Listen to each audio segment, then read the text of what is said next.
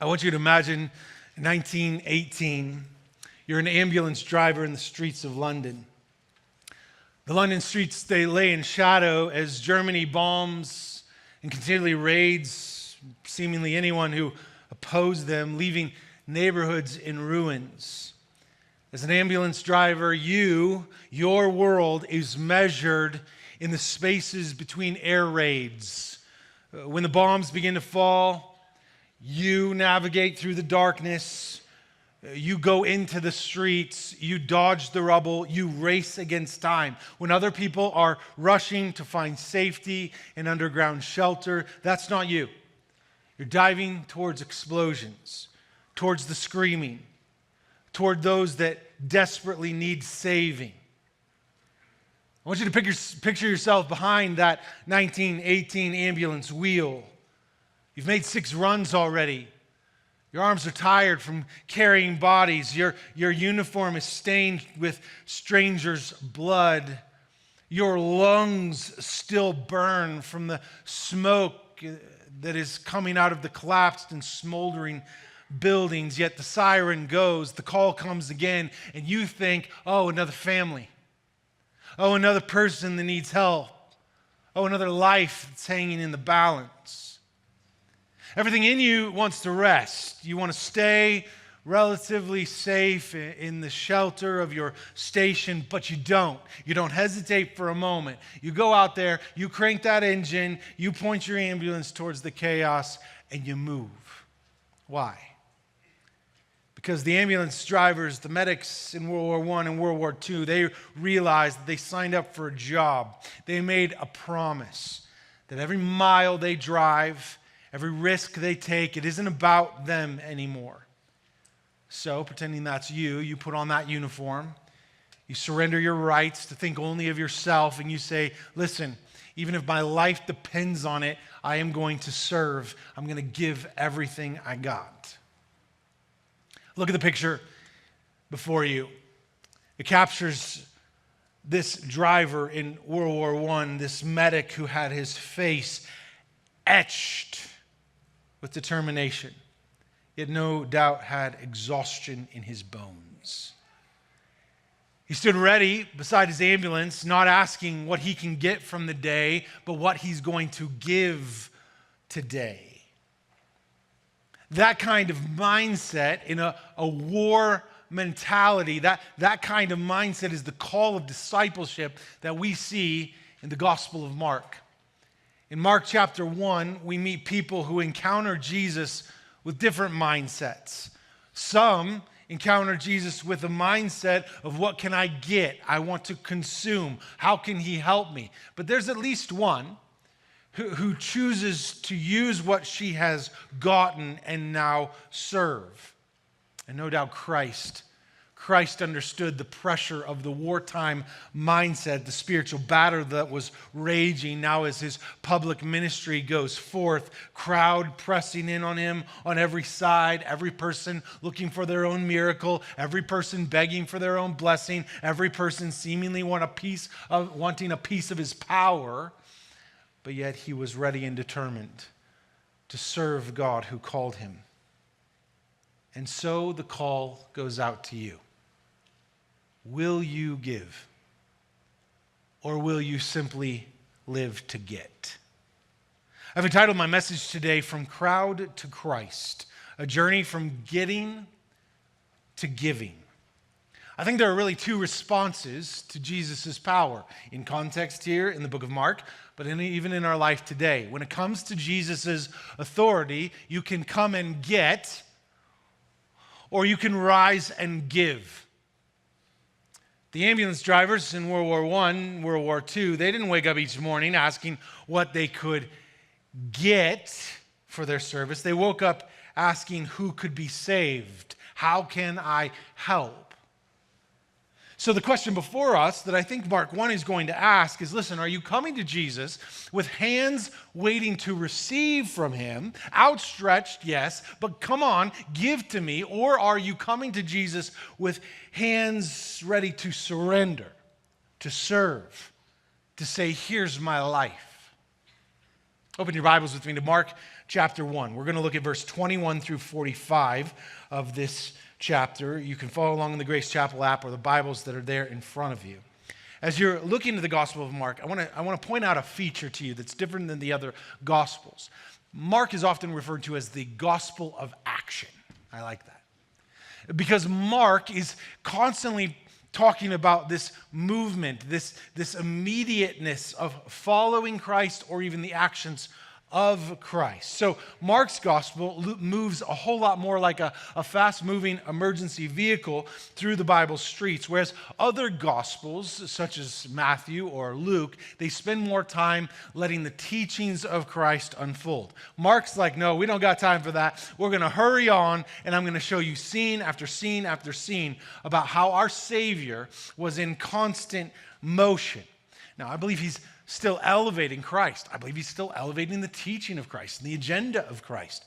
But he does it more in a fast-paced mentality, showing this immediateness, this regular action of Christ happening throughout his gospel, and the response, the immediate response of those who encountered Christ.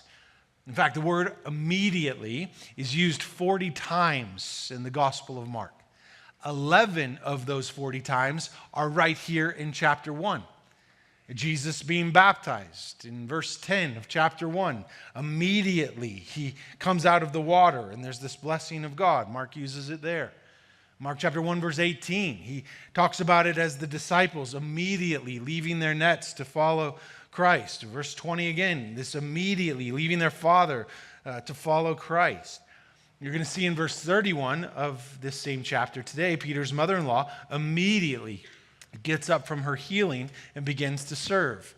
It's used in verse 21, verse 23, verse 28, verse 29. It's continually used to show there is this rapid-fire urgency to what's happening with and through Christ in this gospel. But this rapid-fire urgency creates a crucial tension for us that we should not ignore. There is a decision on the line and a motive to be questioned. The decision is, will we have an immediate response to the presence of Christ in our life? The Gospel of Mark is not some kind of like, well, can I just think about it for a minute? Like, it's not that. Mark's trying to say, no, listen, when Jesus calls you, you immediately go. So there's a decision to be made. But then I believe, and you'll see this in the text today, Mark's really picking at and probing at the heart behind the decision, the motivation. What's causing you to go and to follow Christ? Are you coming to Jesus just to get, or are you coming to Jesus to give, to join him on his mission? In fact, that's the first question I want us to pull out of the text. Are you following Jesus to get? How often do we treat Jesus like he is just a means to an end? We want health, we want success, we want comfort, we want the grief to end, we want the pain to be over, you name it, and we see Jesus as this means of getting what we want. And if we're honest, sometimes we even pray that way. There is a consumer mindset, a consumer Christianity that has seemingly infiltrated the church, where I think so many of us, and I include myself in this, we're more about what Jesus is doing for us or what he offers us than what he's asking us to join him in. Think about our approach to prayer. Do we primarily come to God with our wish list, as if, here, God, here's all the things I wish for. Will you please give them to me? Do we treat him like some kind of cosmic vending machine, or do we give thanks to him? Are our prayers laced with submission to him? I think if we're honest, we too often treat Christ as if he's some kind of spiritual spa. Come on, make my emotions feel good, make me feel good, make me feel fulfilled, rather than saying, okay, transform me. I'm giving you my submission. You're Lord, I'm not. Look at how the people begin to respond to Jesus in Mark chapter 1. He's gone public with his ministry, he's been baptized, and now he's going forward. Verse 21, it says, and they went into Capernaum, and immediately on the Sabbath, he entered the synagogue and was teaching. All right, so he's public now. He's no longer just doing his earthly father's business in Nazareth. He's now about his heavenly father's business. He's teaching. But I want to point out some key verses to you about this come and get mentality that seemed to be a part of the crowd. The crowd seeks to get from Jesus, jump down to verse 28, as his fame spreads. Yes, he started teaching in verse 21, doing exorcism, casting out demons in the synagogue, and then verse 28. And at once his fame spread everywhere throughout all the surrounding region of Galilee. So he's now real public and real famous. And the crowd is coming to him because of his fame. Look then down at Mark 1:32 through 34. The crowd brings their sick people to him, their demon-possessed people to him. They're looking for healing and miracles. Verse 32, it says, that evening at sundown, they brought to him all who were sick or oppressed by demons, and the whole city was gathering together at the door. And he healed many who were sick with various diseases, and he cast out many demons. Or jump down a little bit more, Mark 1:35 through 37. Even the disciples are focusing on his popularity. They seek him out while he's praying. Verse 35, and rising very early in the morning, while it was still dark, he departed and he went out to a desolate place, and there he prayed. And Simon and those who were with him, searching for him, they found him and they said to him, everyone's looking for you. Or how about verse 45? After he heals a leper, the leper disobeys him and goes out and hinders Jesus' ministry in some ways by spreading the popularity, showing that the leper was way more about his own self-interests than maybe obedience to God. Let's start in verse 40. And a leper came to him, imploring him, kneeling, said to him, if you will, you can make me clean. You do it. I need you. I'm begging you. Moved with pity, he stretched out his hand and touched him and said to him, I will be clean. Or I will. And then he says, be clean. And immediately the leprosy left him and he was made clean. And Jesus sternly charged him and sent him away at once and said to him, listen to this, see that you say nothing to anyone, but go show yourself to the priest and offer for your cleansing what Moses commanded for proof to them. And then look, but he went out and began to talk freely about it. The exact thing Christ told him not to do. And he spread the news so that Jesus could no longer openly enter a town, but was out in desolate places, and people were coming to him from every quarter. Look at that. Get. In all of these instances, people were coming to Jesus as one who could solve their problems. They wanted something from him. And while it is true that he could heal them of leprosy or demon possession or heal the sick, was that really what he was after? Is that the real reason that God sent Jesus to earth? The short answer is no. No, that is not the real answer why he was sent. He wasn't here just to fix temporal problems. He was here to fix eternal problems. He wasn't here just to fix external problems, but he wanted to get after something that was internal, that needed to be changed. And yet we get frustrated with God because we ask him in our own way, grumbling in our own hearts, why aren't you ending this? And then insert some temporal earthly problem. Why aren't you getting after it? Why aren't you changing it? And all the while, he's far more concerned about your eternal problem than he is about some kind of temporal problem. Let me ask you a piercing question. If God never gave you another blessing beyond salvation, would that be enough? We sing, Jesus, you're all I need. We say, Jesus, you're my everything. But do we really mean it? Or are we secretly hoping that he'll throw in some health and some wealth and some prosperity? We're saying, well, Jesus, I know you saved my soul and I know you can do all these other things, so go ahead and do all the other things too. And while he can, and he is so good, if he only saved your soul, would that be enough? The people of the Gospel of Mark, I don't think are much different than us. They wanted bread, but they didn't want the baker. They wanted the gift, but they did not want the giver. They wanted healing, but not the healer. They wanted peace, but not the Prince of Peace. They wanted promises, but not the promise keeper. They wanted the blessings, but not the one who blesses. They wanted comfort, but not the comforter. They wanted redemption, but not the redeemer. They wanted freedom, but not the liberator. They wanted power, but not submission. They wanted the feast, but not the host. They wanted the light, but not the lamp. They wanted answers, but not the truth. They wanted abundance, but they didn't want the source. They wanted rescuing, but they didn't want the rescuer. They wanted victory, but they did not want the victor. And perhaps most pointedly, they wanted salvation, but they did not want the Savior. They wanted heaven, but they did not want heaven's king. Which of these is closest to home for you? My friend, if you come to Jesus with an attitude of only, what can you do for me, Christ? How can you help me? Then I'm telling you, you're going to end up empty-handed. While he can do immensely more than you could ever ask or imagine, he does not want us as his children to come to him only to repeatedly get, and never acknowledge what we've been given. A man said to me after the first service today, he said, you asked the question, are you following Jesus to get? And he said, I follow Jesus because I already got. I like that. But what are you doing with what you already got?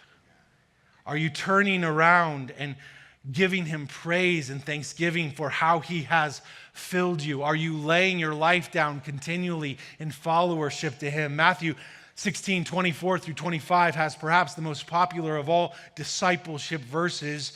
It's Christ speaking. He said, if anyone would come after me, let him deny himself and take up his cross and follow me. For whoever would save his life will lose it, but whoever loses his life for my sake will find it. Most often we read this verse and we skip over the whole deny himself part. We think about Christianity as a path to my better life now, make me more comfortable now. And I'll be honest with you, I have the same kind of mentality. I've been following Christ for over 3 decades, 30 some odd years of my life, and yet I can still get trapped in this pattern of asking God for what he can give me rather than living my life in full surrender to what he wants from me, denying myself and laying it down for him. When you come to Jesus Christ, are you seeking his hand or are you seeking his face? Do you long for just his presence, T-S at the end, or do you long for his presence, C-E at the end? I long for his presence. In the quietest moment of honesty in your life, I think it should be asked, what would hurt you more to lose? Your comforts or your communion with Christ? Do you value your comforts more than your communion with Christ? Listen, I've had the moments where I've wept, asking God, please come near, come close. I need to know that I have you. You can have all this world, but please give me Jesus. And I've also had a lot of other moments that don't sound like that. God, would you please help this? Would you heal this? Would you do this? Would you provide this? Think about your prayers just in the last week. How many of them are laced with requests for something more than you simply offering yourself to God? Are you approaching the throne of grace with open hands to receive, or are you approaching the throne of grace with an open heart to be transformed? If Jesus asked you to give up the one thing you hold most dear in your life, my friend, would you still call him good? Would he still be enough for you? Or is your comfort and what you have and how you feel more important than the calling to follow him as your Savior? There was a successful, unfulfilled businessman who was feeling this emptiness in his soul, and he sought advice from his mentor. He went to his mentor about his emptiness in his life, and the mentor simply said to him, "Can I see your phone?" So he pulls out his phone. He says, "Let me show you something. Go to the camera app." And he opens up the camera app, and he said, "Okay, I want you to look through the camera. What do you see?" And they're sitting there in a coffee shop, and he starts pointing the camera all around. He said, "Well, I see people, and they're drinking coffee, really good coffee. Some people are laughing. Some people are working. Some people are alone. Some people look sad. Some people look happy." He says, "Okay, give me your phone." He then takes the phone and he pushes the button to change the camera to the face phone, the front-facing phone, the selfie camera. And he said, "Now I want you to hold it up. What do you see?" The man kind of chuckled and he said, I just see me." He said, "Exactly. Interesting, isn't it? That the same device, the same screen can show you two totally different things. When you look outward, you see a world of opportunity, a world that isn't focused on yourself. But when you flip that camera, all you see is yourself." And his mentor said to him so wisely, he said, "So many of us live this way. Even spiritually speaking, we're stuck on selfie mode. The world and all of its vastness is around us for us to see and for us to serve and join Christ on his mission. But we join Jesus with our phones facing ourselves, constantly asking, what's in it for me? And no doubt the crowd in Mark chapter 1 is coming to Christ in selfie mode. They're coming to Christ asking, what can he do for me? But there is one. Peter's mother-in-law, who is healed, immediately flips her camera around and begins to serve in verse 31. Before we unpack that passage, let me just simply ask you this challenging question. Which camera are you using as you follow Christ? Are you looking out the front camera or the back camera? Are you seeing other people in the mission of God that's before you, or are you more worried about your wealth, your reputation, you climbing the ladder, you making the friends you want to make, or having the popularity you want to have? What are you looking at? Are you following Jesus just to get, or are you following Jesus to give? Look with me at how he interacts with those in the synagogue. At the beginning of our passage today, verse 21 through 27, you see Jesus begin to reveal his true mission. He starts to talk about the authority that he has, or at least Mark talks about the authority Christ has by recounting this story to us, that he came as Lord over all, even the spiritual realm, and he is sovereign. He has total authority. Follow along with me. Verse 21, we already mentioned it. He's in Capernaum. He's now entering the synagogues on the Sabbath. He's teaching. But look at what happens in verse 22. They're astonished at his teaching, for he taught them as one who had authority and not as the scribes. And immediately there was in their synagogue a man with an unclean spirit, and he cried out, What do you have to do with us, Jesus of Nazareth? Have you come to destroy us? I know who you are, the Holy One of God. But Jesus rebuked him, saying, Be silent and come out of him. And the unclean spirit, convulsing him and crying out with a loud voice, came out of him. And they were amazed, so that they questioned among themselves, saying, What is this? A new teacher with authority. He commands even the unclean spirits, and they obey him. These verses center around Christ's authority. Verse 22, verse 27. And no doubt his authority is implied in the very fact that he does this miracle to get a demon out of a man. Verse 26. The demon recognizes that it's Christ, verse 24. The people recognize that it's Christ or an authoritative figure, verse 27. He displays this authority with great intensity. And then look how he does it again with Peter's mother-in-law in verse 29 through 30. So they have that instance that happens in the synagogue. And then it says, verse 29, and immediately he left the synagogue and entered the house of Simon and Andrew with James and John. Now Simon's mother-in-law ill with a fever and laid ill with a fever, and immediately they told him about her. And he came and took her by the hand and lifted her up, and the fever left her, and she began to serve him. Now, you can't tell me this instance with the demon, this instance with the fever, the instance with the leper at the end of this chapter doesn't somehow point to the authority of Christ and all that he was about to do in the rest of Mark in his earthly ministry. The authority of Christ should cause us to pause before we go in and request to have more from him. The authority is clear. The demon knew it. The people felt it, but do you? I think far too often we walk into Christ's presence, give me, forgetting whose presence we're standing in. He has all authority. Imagine it this way. You get invited to go to the White House. You walk into the Oval Office to meet the President of the United States.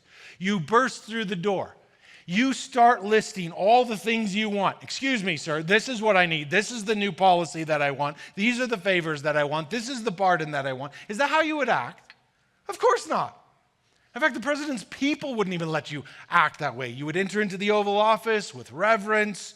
You would show your respect. You would acknowledge the honor of being in his presence. You would probably express some kind of gratitude. Thank you for letting me come today. It's great to be here. Yet how often do we enter something so much more powerful than the Oval Office? How often do we enter the presence of the King of Kings with less reverence than we would show to some earthly leader? How often do we storm through the throne room of grace with our shopping list of requests, forgetting that every breath in our lungs comes because he allows it? The blood pumping in our vital organs comes because he allows it. Every moment we live is lived by his permission. Every privilege we enjoy is given to us by his grace. We don't act like we're standing in the presence of the Holy One of God. And look at what the demon says in Mark 1:24 again. He speaks, I know who you are, the Holy One of God. Now, it could have been demonic, satanic sounding, sarcastic. I know who you are, the Holy One of God. It could have been. But we're told that even the demons tremble. So perhaps it was fear-filled, and this demon says, I know who you are. You're the Holy One of God. And right before that, I know you've come to destroy us, because even the demons know his authority. And so how much more should we? As followers, as beloved children, how much more should we enter into his presence with reverence before we just lay out our requests? Here's a convicting question. If we took your prayers and we put them on a pie chart and we tried to graph out specifically how much of your prayer life is requests and how much of your prayer life is reverence, what would the pie chart show us? How much of that pie would be full of you praying prayers, give me, give me, give me? And how much of that pie chart would show you praying prayers that say, you are, you are, you are, expressing to him his holiness?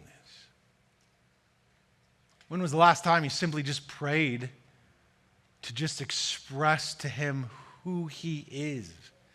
You simply bowed your life and your heart with no agenda, nothing you were going to talk about, nothing you were going to ask for, except to say, you have total authority. You are God. You are holy. The healing of Peter's mother-in-law, I think it's exemplary for us. Look at Mark chapter 1:31. It says, and he came and he took her by the hand and he lifted her up and the fever left her and she began to serve them. In the midst of Jesus' increasing popularity, this is the only woman that is said to minister to Jesus out of an act of self-giving. In fact, there are 2 instances in the Gospel of Mark where someone turns back around and serves Christ. And oh, by the way, both of them are women. This is one of them. She's healed, and then she gets up and begins to serve. In the context of her story, she's encapsulated, enclosed upon on either side of her story by statements about Jesus' increasing popularity. Nowhere else in this chapter do we see the crowd mentioned as giving honor or even giving anything to Jesus, not even the disciples. Everyone seems to be out to get, except for this anonymous woman. We don't even know her name. We just know it's Peter's mother-in-law. And while everybody else was out to get whatever they could get from Jesus, one woman was willing to get right back up and give, perhaps because she realized what she had been given. We give to Jesus because he has given to us. He has given everything we have, so we turn around and we give and we give and we join him in his mission and we give to him and we give to others. In the odd chance that you're traveling to Naples, Italy anytime soon, I'm going to give you a traveler's tip. There's a tradition in Naples, Italy called caffè sospeso. It is this idea of you suspending a coffee. It's you buying a coffee, paying for it, but then suspending it so that it can be used at a later time. Caffè sospeso. It's this idea of I'm going to pay it forward for someone who can't afford it. Someone's going to walk into this shop, they're going to ask for a coffee, they can't pay for it, and I want to go ahead and cover it for them without judgment. In fact, this has become such a tradition that all of the cafes seemingly have something there, either a jar on the counter, a way to do it with the clerk. There's a board that explains it. You can pay ahead, giving a gift to someone you will never meet. The tradition, I think, is beautiful. It illustrates this mindset of I'm going to give, I'm going to give, I'm going to give. It's not about me. I'm going to give. In the same way, we see Peter's mother-in-law serve immediately, not gaining recognition. She's doing so seemingly out of gratitude. Oh, if we had more of a suspended coffee attitude in our life. I'm going to pay forward, not for my own glory, but for the glory of God and for the good of others. Listen, my friends, there might be fruit that grows on your branches that you will never see. But you serving Jesus Christ, it isn't about you. You serve and you're on mission to give and advance the gospel in ways that you can as generously as possible, trusting the results to him. This woman, she was simply doing what Jesus himself would be stated as doing later. She gets up and she serves. Literally, the Greek word used here, this Greek word, diakono, it is the Greek word to serve, and it is the very word used of Christ 9 chapters later in Mark chapter 10, verse 45, when it says, "For even the Son of Man came not to be served, but to serve, and to give his life as a ransom for many." Diakono. She served immediately. He served with his life, giving it as a ransom for many. My friends, we're to take this posture of Christ in the way that he has served as the very means to how we live. This woman did it, you and I must do it. So I ask you, what is your primary motivation in following Jesus? Getting or giving? Are you like Peter's mother-in-law? Are you ready to serve Because of how you've been transformed by Christ, he laid his life down as a ransom for you. Are you going to turn around and serve him? Or will you continue to say, well, if he can save me, then he can always do these other things for me, and so we'll just make it all about me, me, me, me, me. True discipleship, it realizes that we must have Christ as our mindset. Christ was sacrificial. Christ was mission-oriented. Christ was all about serving others. So should we be as well, leaving the results up to God, trusting that he will take our life as we deny it and lay it down and use it for his greater purposes. Perhaps one of the greatest modern examples of that is the missionary Jim Elliot. Perhaps you've heard his story before, a man who gave his life to serve those in Ecuador that later on took his life. He was trying to reach this unreached people group. They were hostile towards the gospel to the point that it cost him his life. But his model, his legacy went on. He inspired even me in Bible school. I'll never forget in Bible school, one of the people saved from the very tribe that Jim Elliot went to preach came and spoke at our Bible school. I mean, I've been inspired by Jim Elliot as long as I've heard his story. But one of my favorite lines is something that he wrote in his journal before he died. He wrote this: "He is no fool who gives what he cannot keep to gain what he cannot lose." We would be foolish to think we can go on living for ourselves, but we should be fools for the gospel, as Paul said.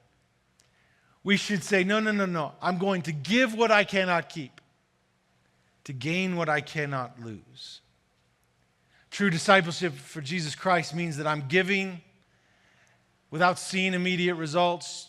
Jim Elliot never saw the results of his ministry here on earth. Are you willing to follow Jesus with that same kind of abandon? You may not see the results of the work that you do for Christ, but will you be sacrificial in the same way Christ sacrificed for you? My friends, the crowd in Mark 1, I think, teaches us a sobering lesson. You can experience Jesus' power, but still miss his purpose. They witnessed the authority of Jesus Christ, but they kept coming to get. And then we see in John chapter 6 and elsewhere that finally when he said, "You got to give your life. It isn't about what I give to you. It's about you laying your life down in order to get a greater life." And many left him and didn't follow him. Jesus looks in the eyes of the disciples and says, "Are you going to leave me too?" And I love one of the disciples' response, "Where else would we go?" Because I think the disciples eventually figured out what the crowd had not. We want your power, yes, but we want your authority. We want you to be Lord over our whole life. So, yes, you have given. I follow Jesus because I have got, but I also follow Jesus so that I can keep on giving. Like Peter's mother-in-law, true transformation should lead us to immediate service. If you've been saved by the gospel of Jesus Christ, then the proper response is to come on, get up and serve him. Be on mission for him. Realize that his authority isn't simply giving you a permission slip to barge into his presence and make more requests, but his authority demands for you to say, "Oh God, how can I serve you? In this situation in my life, with these kids, with these coworkers, with these neighbors, with this spouse, how can I make it more about you, more about serving them?" Flip the camera on your life. Stop looking out the selfie camera and look and say, "Okay, God, let me have your eyes. Let me see what you have, what you're doing, because you have all authority." Listen, the question isn't, does Jesus have authority? No, he does, whether you believe in it or not. The question is whether you will approach his authority like a consumer or a willing servant who says, "You're my king. I'm all in for you." What if this week, before you bring any requests to Jesus in prayer, you just first started by thanking him for who he is, acknowledging who he is? What if this week your prayers started with these 3 words? Lord, you are. Instead of perhaps the usual words, Lord, I need. What if this week when you prayed, you just said, Lord, you are good, you are gracious, you are merciful. What if you acknowledged who he is? I'm going to imagine that as you start your prayers that way, you'll start to notice just how unbelievably awesome he is. And how, yes, needy you are. But you have a God who sees your need. And as you acknowledge his authority, it will change your relationship. Your heart will not be the same. Remember, your life is reflected in your heart. Just like the ambulance driver ran in to give his life to save others in the world wars, so being a disciple means I lay my life down for others. I don't see what's in it for me, but I constantly ask, does my life revolve around what I can gain for Christ, not what I can gain for myself? Does my life revolve around giving or getting? Lord, you are worthy of my whole life. Let's begin by acknowledging what he gave to us. He saved us. He gave us himself. If that doesn't demand a whole life response, I'm not sure what does. Lord, you are. Will you pray with me? Lord, you are merciful. Lord, you are good. Lord, you are immense beyond all imagination. Everything in my life is given to me only because you are gracious and you are loving and you are kind.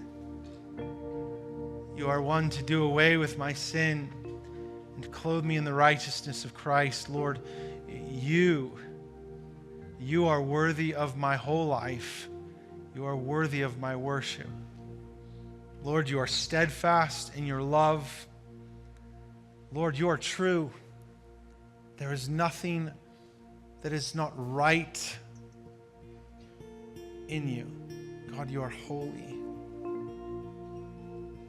Lord, this week I want to continue to acknowledge just who you are.